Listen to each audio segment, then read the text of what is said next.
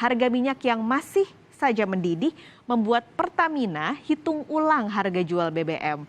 Jurnalis Kompas TV Putri Oktaviani akan mengulasnya pagi ini. Putri, jadi berapa kira-kira nih perkiraan kenaikan harga BBM terutama mungkin Pertamax? Ya, Paskas dan juga saudara, sebetulnya ini pun juga kemarin sudah disampaikan dalam rapat begitu ya bersama antara DPR Komisi 6 dengan Pertamina, di mana DPR ini merestui kenaikan dari harga Pertamax. Ini menyusul dari prediksi harga keekonomian Pertamax sendiri yang di bulan April bisa mencapai Rp16.000 per liter. Disebabkan tingginya harga minyak dunia yang mencapai $100 Amerika per barrel. Sebelumnya memang dalam mengikuti harga minyak dunia, Pertamina juga sudah menaikkan harga atau melakukan penyesuaian di beberapa produk, misalnya Pertamax Turbo, Dexlite ataupun juga Pertamina Dex. Tetapi ini hanya 2% volume penjualannya dari total keseluruhan penjualan BBM Pertamina. Yang jadi catatan artinya, kalaupun naik sebetulnya Pertamax ini merupakan BBM non subsidi. Jadi masyarakat yang biasa menggunakan BBM non subsidi tetapi ingin mencari alternatif yang lebih murah bisa menyasar ke BBM subsidi seperti misalnya Pertalite. Tapi yang disasar memang ini adalah masyarakat yang memang biasa mengkonsumsi atau menggunakan BBM jenis Pertamax untuk mengisi mobil-mobil mewahnya. Seperti itu kira-kira Paskas dan juga saudara. Nah, kalau kita lihat pendapatan negara per Februari 2022 ini adalah 302,4 triliun atau naik 37,7%. Untuk belanja negara terrealisasi sampai dengan saat ini yakni 282,7 triliun atau 10,4% dari target APBN.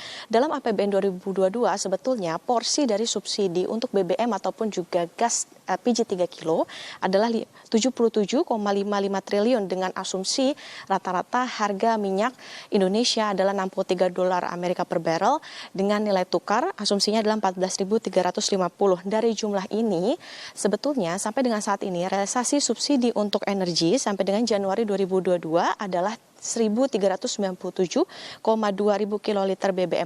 Artinya mau tidak mau kalau nantinya masyarakat banyak yang beralih begitu ke BBM subsidi seperti Pertalite, maka pemerintah harus menaikkan lagi kompensasinya untuk mensubsidi BBM apabila memang masih akan bertahan untuk menjual Pertamax di harga 9.000 di saat nilai keekonomian Pertamax sebetulnya diprediksi nanti di bulan April 2022 bisa mencapai Rp16.000.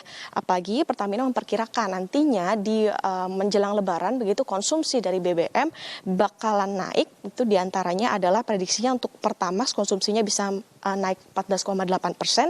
Ini lebih tinggi dari Pertalite yang hanya 1,2%.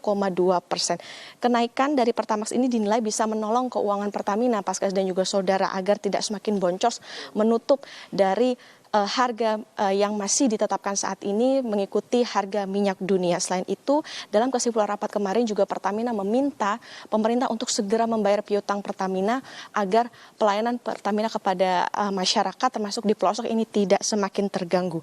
BBM subsidi bagaimana? Nah, ini yang dikatakan oleh Menteri Keuangan Sri Mulyani bahwa untuk BBM subsidi sebetulnya sampai dengan saat ini juga masih aman, masih belum ada rencana kenaikan seperti Pertamax yang rencananya atau sudah diberikan sinyal-sinyal begitu akan naik di bulan April. Nah, tapi nantinya pemerintah masih akan melihat bagaimana perkembangan di lapangan begitu mengikuti bagaimana harga minyak dunia dan sebetulnya masih belum ada keputusan kapan sebetulnya harga BBM Pertamax ini naik dan juga berapa nantinya kenaikan yang akan ditetapkan oleh pemerintah. Untuk menutup Paskas dan juga saudara, kita akan pantau bagaimana pergerakan IHSG setelah kemarin ternyata IHSG kita bergerak atau ditutup di zona merah, ditutup dengan pelemahan 0,54% ke level 7.011,69. Pagi hari ini dibuka di zona hijau dengan penguatan 0,46% ke level 7.042,90. IHSG kemarin tertekan lantaran harga berbagai komoditas yang cenderung menurun. Kalau kami kutip dari Kontan, ini ada dua penyebabnya. Yang pertama adalah lockdown yang diberlakukan di Tiongkok menyusul dari adanya penyebaran kembali COVID-19 yang mulai bertambah begitu, dan juga yang kedua adalah potensi perdamaian antara Rusia dan juga Ukraina setelah perundingan gencatan senjata yang kemarin sudah dimulai dilakukan di Istanbul, Turki. Tentu kita akan melihat nanti bagaimana pergerakan ISG kita setelah pagi hari ini dibuka di zona hijau, tetapi memang prediksinya masih belum akan bergerak dengan penguatan di hari ini atau akan terjadi kembali pelemahan. Kembali ke Anda Paskalis di studio. Putri Oktaviani mengulas langsung dari Bursa Efek Indonesia Jakarta. Terima kasih.